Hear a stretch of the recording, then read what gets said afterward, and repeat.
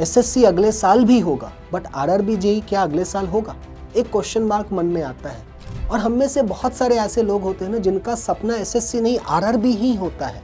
Reasoning में वो कौन कौन से टॉपिक्स थे जहां आरआरबी जेई 2024 में क्वेश्चंस आए? So this is the entire weightage what happened in RRB JE 2024। If you have a good calculation skill, आप इजिली उन टाइप के क्वेश्चंस को कैटर कर सकते हैं। हेलो लेडीज एंड जेंटलमैन, नमस्कार। आप सभी का इंजीनियर्स वाला के ऑफिशियल यूट्यूब चैनल पर स्वागत है। मेरा नाम कुशल आनंद है। आरआरबी जेई 2025 एसएससी एग्जामिनेशन शायद अच्छा जाएगा, नहीं जाएगा। एसएससी अगले साल भी होगा, बट आरआरबी जेई क्या अगले साल होगा? एक क्वेश्चन मार्क मन में आता है। और हम में से बहुत सारे ऐसे लोग होते हैं ना जिनका सपना एसएससी नहीं आरआरबी ही होता है। हमें रेलवे का दामाद जो बनना है, और रेलवे एक वैसी बॉडी है जो मैक्सिमम लोगों को एम्प्लॉयमेंट दे के रखा है। आपके फायदे भी बहुत अनेकों हैं। अगर आप रेलवे के कर्मचारी हैं, आपको सफ़र करने के लिए, आई am not talking about English वाला सफ़र, हिंदी वाला सफ़र, कहीं से कहीं ट्रैवल करने के लिए टिकट्स की चिंता की आवश्यकता नहीं है। ठीक है, तो this is what we are going to talk about reasoning. Reasoning में वो कौन कौन से टॉपिक्स थे जहां आरआरबी जेई 2024 में क्वेश्चंस आए, कितने क्वेश्चंस आए। तो ये अभी मैं आपको डे वाइज, शिफ्ट वाइज बता रहा हूं, और फिर मैं पूरा डिस्कशन दूंगा कि ओवरऑल इतने क्वेश्चंस बने, इतने इतने टॉपिक्स थे, और ये आपको आरआरबी 2025 में हेल्प करेगा, आरआरबी जेई 2025 में। तो पहले हम आरआरबी जेई की बात करें। एनोलॉजी से 2 से 3 सवाल, 3 से 4, 3 से 4, अलग अलग शिफ्ट की हम बात कर रहे हैं। क्लासिफिकेशन टॉपिक पे फोकस कीजिए। Series will play a important role, analogy important role, classification topic वही सारे हैं। मिसिंग नंबर 000, फिगर में नहीं था। कोडिंग डिकोडिंग 3 से 4, 3 से 4, 3 से 4, ब्लड रिलेशन 2 से 3, 2 से 3, 102 भी थे। डायरेक्शन 102, 102 इस प्रकार से चल रहे थे। Sitting arrangement again important one. उभरता हुआ सितारा, क्लॉक एंड कैलेंडर, कुछ शिफ्ट में 1-2 क्वेश्चन देखे गए, बाकी में नहीं देखे जा रहे थे। Venn diagram, ranking arrangement, counting of figure नहीं थे। सिलोजिज्म थे। स्टेटमेंट कंक्लूजन नहीं थे। देखो, रेलवे को कभी भी इस टॉपिक से प्यार हो जाता है। Statement conclusion, argument, inference, course of action, cause and effect, तो इसको आप स्किप मत कीजिएगा मेरे सुझाव पे। ठीक है, statement argument, statement assumption, data sufficiency again a very important. उभरता हुआ सितारा है, आजकल हर एग्जामिनेशंस में दिख रहा है। डाइस एंड क्यूब भूल रहा है आरआरबी पूछना। Mathematical reasoning again important one. Non verbal reasoning, miscellaneous 1 से 2 सवाल। तो ये हमने सिर्फ डिस्कशन हम कर रहे हैं। अब यदि हम आरआरबी जेई 2024 के रीजनिंग के ओवरऑल डिस्कशन की हम बात करें, सारे शिफ्ट्स में किस प्रकार के क्वेश्चंस आए और क्या वेटेज था, तो आपके सामने एनोलॉजी हर शिफ्ट में 3 से 4 सवाल, क्लासिफिकेशन 3 से 5, सीरीज आ इंपॉर्टेंट वन 4 से 5, कोडिंग डिकोडिंग 3 से 4, ब्लड रिलेशन 2 से 3, डायरेक्शन डिस्टेंस 1 से 2, missing number in the figure 0 अब बंद हो चुके हैं। सिटिंग अरेंजमेंट 3 से 4, वेन डायग्राम 1 से 2, रैंकिंग 0 से 1, counting of figure 0 question, syllogism 1 से 2, analytical reasoning 0, clock and calendar 1 से 2, यूजुअली आप स्किप करते हैं। Non verbal part 0, statement conclusion 0, data sufficiency 1 से 2, dice and cube 0, mathematical reasoning 1 से 2, मिसलेनियस 1 से 2।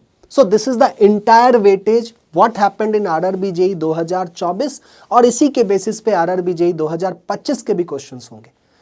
तो रीजनिंग के वो 25 सवाल आप कैसे टैकल करेंगे ताकि आप एग्जामिनेशन अपने प्री को क्लियर करें, सीबीटी 1 को क्लियर करें।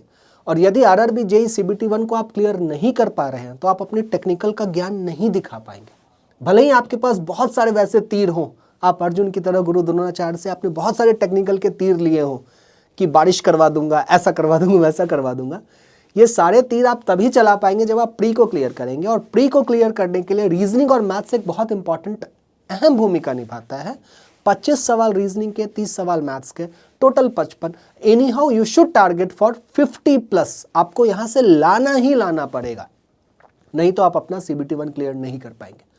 ना how to start with reasoning, इस पर डिस्कशन अगर हम करते हैं कि रीजनिंग की हम शुरुआत कैसे कर सकते हैं, तो जो हाई वेटेज वाले टॉपिक्स हैं जैसे कि नंबर बेस्ड और लेटर बेस्ड,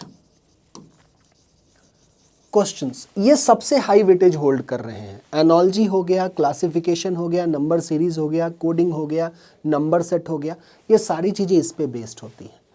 तो जो भी क्वेश्चंस नंबर बेस्ड हैं that is based on your calculation. So if you have a good calculation skill, आप इजीली उन टाइप के क्वेश्चंस को कैटर कर सकते हैं। यदि आपकी कैलकुलेशन स्किल ठीक नहीं है तो आपको परेशानी होगी। For letter you should have by heart, एक का प्लेस वैल्यू 1 है, बी का 2 है, सी का 3 है, और इस प्रकार से, यानी कि आपको प्लेस वैल्यू का पता होना चाहिए, दूसरा उसका रिवर्स पता होना चाहिए। And anyhow this helps you to sharpen your brain. Reasoning के लिए आपका दिमाग शार्प होना चाहिए। See this is based on IQ, और कहा यह जाता है कि इंसान का IQ जेनेटिकल होता है, जीन से आता है, माता पिता इन सारी चीज़ों पे बेस्ड होता है।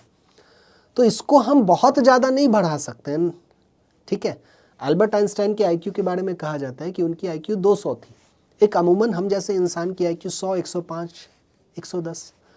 तो 105 को 110 कर सकते हैं, 110 को 115 कर सकते हैं, बट 110 को 150 नहीं कर सकते। तो मे बी कुछ ऐसे सेक्शंस हो सकते हैं जहां पे आप परेशान हो जाएं, उस टाइप के क्वेश्चंस आपसे ना बने। सो इट्स बेस्ट पार्ट कि उसको सीखना है, और सीखने के लिए to start with you can start with certain YouTube sessions. Free YouTube sessions आपको यूट्यूब पे मिल जाते हैं। आपको जस्ट इन टॉपिक्स को सर्च पुट करना है, जैसे कि एनोलॉजी की हम बात कर रहे हैं, क्लासिफिकेशन की बात कर रहे हैं, आपको बहुत सारे वीडियोस मिलेंगे, बहुत सारे टीचर्स की। आप देखना शुरू कीजिए। शुरुआत में थोड़ी कठिनाइयाँ होंगी, बट द टाइम आपको आपके दिमाग में ये बातें आने लगेगी कि इस टीचर ने ऐसा किया, ऐसे क्यों नहीं कर सकते हैं। It means you have started to learn reasoning. Reasoning आप तब सीखना शुरू कर देते हैं। Please do not follow. अब मेरी क्लास आप देख रहे हैं, आपने बोला अच्छा कुशल भैया ने ऐसे किया, मैं भी ऐसा करता हूँ। आप सीख नहीं रहे। You should have a question, why not like this, getting my point. तो ऐसे आप सीखना शुरू करते हैं। तो हमारे चैनल इंजीनियर्स वाला पे आपको प्रॉपर प्लेलिस्ट मिलता है, आप उसको रेफर कीजिए। And when you are preparing for RRB, so it should not be कि आप सिर्फ और सिर्फ RRB के क्वेश्चंस कर रहे हैं, ये गलती मत कीजिए। आपको SSC के भी क्वेश्चंस करने हैं, क्योंकि 2024 में SSC का एग्जामिनेशन भी हुआ, RRB का भी हुआ, 2025 में ये होना है, उसके बाद ये होगा। तो 2025 वाले क्वेश्चंस जो होंगे मैं आपको YouTube पे करवाऊंगा इसके लिए। तब तक आप क्या कर सकते हैं कि RRB के जो भी एग्जामिनेशन हुए, जैसे ALP रहता है, NTPC रहता है, SSC के जो एग्ज़ाम्स होते हैं, CGL है, CPO है, स्टेनो है, हर जगह रीजनिंग के क्वेश्चंस होते हैं। टोटल 7 एग्जाम्स होते हैं जहां रीजनिंग आता है, और मिनिमम सब में 25 क्वेश्चन रहते ही हैं। SSC JEE में 50 क्वेश्चन होते हैं। तो क्वेश्चंस की कंटेंट की कमी नहीं है, and these are all usually easily available on internet. YouTube पे आप देखिए सब कुछ अवेलेबल है। So I am not recommending you कि बाई बुक, ऐसा पैसा क्यों नहीं लगाना है, मे बी कंस्ट्रेन हो। So it's best part start with YouTube. अगर आपके पास पेड बैचेस नहीं है तो परेशान नहीं होना है, यूट्यूब से शुरू कीजिए, एक एक टॉपिक की शुरुआत कीजिए। और शुरुआती दिनों में प्लीज़ आप स्पीड पे चिंता भी मत कीजिएगा कि स्पीड तो नहीं आ रहा, हमें जल्दी बनाना है। आई अंडरस्टैंड जल्दी बनाना है, बट आपने एक लाइन सुनी होगी, दुर्घटना से देर भली। क्या आपको नहीं लगता है कि नेगेटिव मार्किंग बहुत बड़ा खाज है? यदि आप किसी सवाल को सही बनाते हैं तो 1 नंबर मिलेंगे, गलत किया तो 1/3 चले गए। तो हमें तो क्या लगता है कि अरे यार छोड़ो, 33 पैसे जा रहे हैं, बट आपका नुकसान 1 रुपये 33 पैसे का है।